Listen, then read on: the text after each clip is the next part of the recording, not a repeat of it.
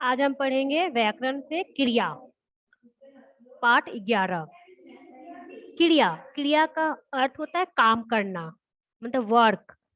क्रिया का यहाँ होता है होता है इंग्लिश में आप लोग पढ़ेंगे एक्शन वर्ड। एक्शन की मतलब जो हम लोग करते हैं, खाते हैं, पीते हैं, रोना है, हंसना है, गाना है, ये क्या है, क्रिया में भी आते हैं। ठीक है। अब हम पढ़ते हैं क्रिया। क्रिया का अर्थ है काम का करना।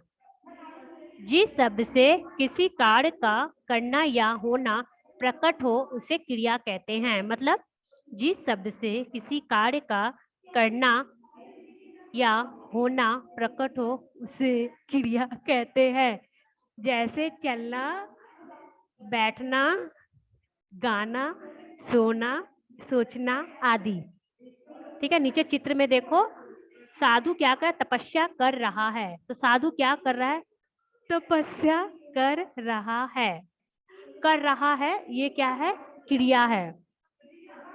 गोपाल खेल रहा है, यहाँ खेल क्या है, एक्शन वर्ड है, क्रिया वर्ब है, खेल रहा है।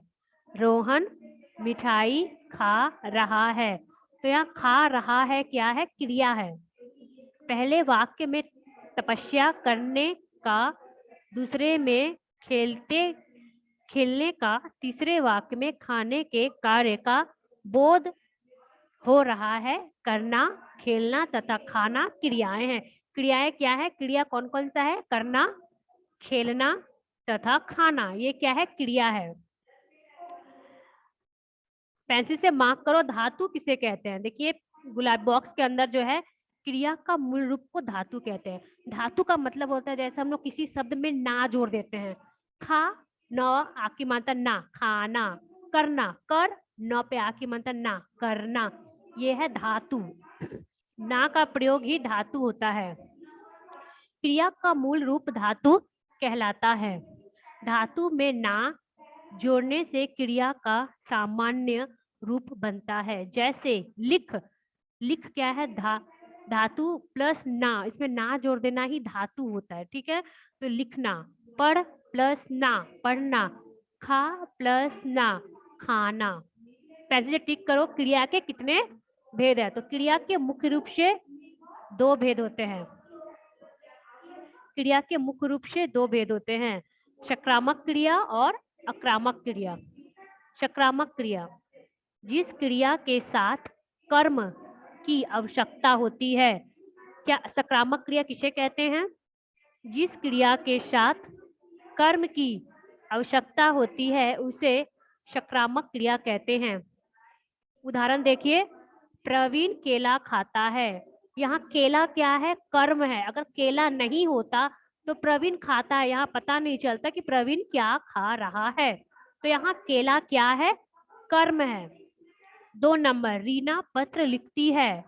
क्या लिखती है, पत्र। पत्र क्या है, कर्म है। 3, निकुंज खिलौना लाएगा। क्या लाएगा, निकुंज खिलौना लाएगा। तो खिलौना क्या है, कर्म है। क्रिया से पहले क्या लगाकर प्रश्न करने पर यदि उत्तर मिले तो वह क्रिया सकारात्मक क्रिया होता है। 2 नंबर, आक्रामक क्रिया, जिस क्रिया के साथ क्रम की आवश्यकता नहीं होती उसे आक्रामक क्रिया कहते हैं। उदाहरण, बच्चे सोता। देखो यहाँ पर पहले केला, पत्र, खिलौना था ना, यहाँ पर ये सब नहीं होगा। यहाँ पर सिर्फ होगा बच्चा सोता है। यहाँ बच्चा का तो नाम नहीं दिया हुआ है ना, तो क्या है, बच्चा सोता है। 2, चेतना खेलता है। रवि सोचता है, ये क्या है, क्रिया है। नहीं, आक्रामक क्रिया है। रवि सोचता है, क्या सोचता है, आपको पता है, नहीं सोचता है ना, यहाँ पता नहीं चल रहा है क्या सोचता है, तो ये क्या है, कर्म है। नहीं सोचना क्या है, कर्म, इसके अंदर नहीं आता। अगर ये होता है रवि ये सोच रहा है कि उसे कैसे परीक्षा में पास किया जाए, तो ये क्या हो जाता, सकारात्मक हो जाता। अब इन वाक्यों में क्रिया के साथ क्या लगाकर प्रश्न करने पर उत्तर नहीं मिलता। वाक्य में सोता है, खेलता है, सोचता है, तीनों में आक्रामक क्रिया ही प्रयुक्त हुई है। क्रिया के कुछ अन्य भेद। संयुक्त क्रिया, प्रेरणार्थक क्रिया और नाम धातु क्रिया। संयुक्त क्रिया, जब दो या दो से अधिक क्रियाएं मिलकर प्रयोग की जाए तो वह संयुक्त क्रिया कहलाती है। ऐसी क्रियाओं में पहली क्रिया मुख्य होती है और दूसरी क्रिया उसके अर्थ में विशेषता उत्पन्न करती है, जैसे वह अपना काम कर चुका है। कर चुका है मतलब जो वो अपना काम कर चुका है, मैंने बीत गया वो समय, क्या है वो संयुक्त क्रिया है। रवि बोलता है, बोलता चला गया मतलब क्या, बोलते बोलते कोई आदमी चला जा रहा है मतलब वो चला जा रहा, तो वो चला गया काम बोलकर, तो ये क्या है संयुक्त क्रिया है। दो, प्रेरणार्थक क्रिया, जब कर्ता स्वयं कार्य न करके किसी दूसरे में उस कार्य को करता है, ऐसी क्रिया को प्रेरणार्थक क्रिया कहते हैं। जैसे प्रिया ने प्रीति से पत्र पढ़ाया, मतलब हम वो कार्य खुद ना करके किसी और से करवाते हैं तो उसे हम प्रेरणार्थक क्रिया कहते हैं। जैसे मैं अभी आपको किताब पढ़ने के लिए दूं तो आप पढ़ोगे तो क्या है प्रेरणार्थक क्रिया है। राकेश ने नौकर के द्वारा मुझे बुलवाया, ये क्या कि मतलब अपना खुद का काम ना करके किसी और से करवाना, ये होता है प्रेरणार्थक क्रिया। नाम धातु क्रिया, संज्ञा सर्वनाम या विशेषण शब्दों में बने क्रियापदों को नाम धातु क्रिया कहते हैं। संज्ञा से हाथ से हथियाना, बात से बतियाना। हाथ है, हाथ को अगर हम किसी याना जोड़ देते हैं तो क्या हो जाएगा हथियाना। सर्वनाम में अपना, ना जोड़ देंगे तो क्या अपनाना। विशेषण में नाम, नरमाना, गर्म से गरमाना। क्रिया पर लिंग का प्रभाव, क्रिया में हम लिंग का कैसे प्रभाव पड़ेंगे ये देखेंगे। क्रिया पर कर्ता के लिंग का प्रभाव पड़ता है। कर्ता पुल्लिंग होने पर क्रिया पुल्लिंग और कर्ता स्त्रीलिंग होने पर क्रिया स्त्रीलिंग हो जाता है। मतलब क्या यहाँ पर कह रहा है क्रिया पर कर्ता के लिंग का प्रभाव पड़ता है, मतलब कर्ता करने वाला का क्या प्रभाव पड़ता है। अगर लड़का कुछ काम कर रहा है तो उसका प्रभाव पड़ेगा। जैसे कर्ता पुल्लिंग होने पर क्रिया पुल्लिंग ही होता है, कर्ता स्त्रीलिंग होने पर क्रिया स्त्रीलिंग होता है। जैसे मैं, जैसे आप, संयम बाजार जा रहा है, तो संयम क्या है लड़का है ना, तो क्या जा रहा है, उसका लिंग परिवर्तन नहीं होगा। जैसे अद्रिता आम खाती है, तो अद्रिता पे क्या अद्रिता क्या है स्त्रीलिंग है, तो यहाँ खाती है मतलब पता चल जाए ये स्त्रीलिंग है। चित्रंजन विद्यालय गया, उसका स्त्रीलिंग क्या होगा निधि विद्यालय गई। यह लड़का खाता है, यह लड़की खाती है। खाता लड़के में लगता है और खाती लड़की में लगाया जाता है।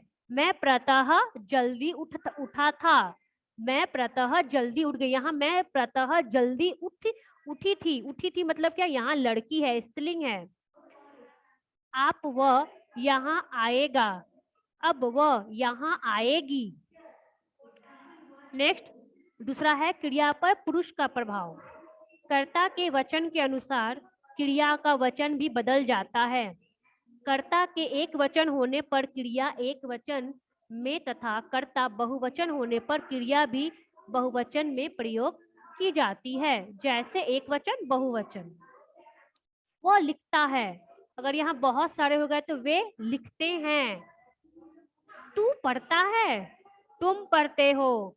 वह पुरुष यहाँ आया था, एक वचन मतलब एक है यहाँ पर, और बहुवचन मतलब यहाँ एक या एक से ज्यादा, वो होता है बहुवचन। वे पुरुष यहाँ आए थे, मैं जाऊंगा, हम जाएंगे। रजत वहां नहीं था, पंकज और नीरज वहां नहीं थे। क्रिया पर काल का प्रभाव, जब क्रिया भूतकाल में होती है तो उस पर पुरुष का प्रभाव नहीं पड़ता। जैसे मैंने खीर खाई, ये उत्तम पुरुष है। मध्यम पुरुष क्या है तुमने खीर खाई। अन्य पुरुष क्या है उसने खीर खाई। उत्तम पुरुष में मैं सुबह जल्दी उठी, मध्यम पुरुष में तू सुबह जल्दी उठी, अन्य पुरुष में वह सुबह जल्दी उठी। उत्तम पुरुष हम कल यहाँ आए थे, मध्यम पुरुष तुम कल यहाँ आए थे। अन्य पुरुष वे कल यहाँ आए थे। हमने पुस्तक खरीदी। मध्यम पुरुष तुमने पुस्तकें खरीदी। तीसरा अन्य पुस्तकें मतलब अन्य पुरुष उन्होंने पुस्तक खरीदी। अब आते हैं वर्तमान और भविष्य काल की क्रिया का रूप। उत्तम पुरुष मैं पढ़ता हूं तो मध्यम पुरुष क्या होगा, मैं तू पढ़ता है। अन्य पुरुष में वह पढ़ता है। हम हंसते हैं, ये उत्तम पुरुष है तो मध्यम पुरुष क्या होगा, तुम हंसते हो। अन्य पुरुष वे हंसते हैं। मैं बोलूंगा, मध्यम पुरुष तुम बोलोगे। अन्य पुरुष वे बोलेंगी। लास्ट में क्या है, हम नहाएंगे। मध्यम पुरुष क्या होगा, तुम नहाओगे। अन्य पुरुष क्या होगा, वे नहाएंगे। यहाँ तक आप लोग को समझ में आया? कोई क्वेश्चन है तो प्लीज रेज योर हैंड, क्योंकि ये चैप्टर, ये विषय यहाँ पर खत्म हो चुका है। अगर कुछ नहीं समझ में आया तो please raise your hand. Yes Nishant. Ma'am बोलो। मैम मैंने तो एक कर खा गा हो गया। अच्छा कोई बात नहीं, जब मैं करवाऊंगी आप एक बार रीचेक कर लेना, ठीक है? एक बार देख Okay, लेना, ma'am. दोहरा लेना। Okay low your Okay, hand. I am joined of yes Rafiqul. I am joined late. Yes Rafiqul. I am joined late. Okay कोई बात नहीं, अब मैं विषय क्रिया पढ़ाई हूँ, एक बार फिर से समझा देती हूँ, ठीक है? समझ लो। क्रिया को हम कहते हैं, अर्थ कहता है होता है काम करना। जैसे आप एक्शन वर्ड पढ़े हो ना, खेलना, पढ़ना, रोना, हंसना, ये क्या होता है, क्रिया। ठीक है, हम लोग कुछ करते हैं, काम करना क्या होता है, क्रिया होता है। चलना, बैठना, रोना, हंसना, ये क्या है, क्रिया है। क्रिया के मुख्य रूप से दो भेद होते हैं, सकारात्मक क्रिया और आक्रामक क्रिया।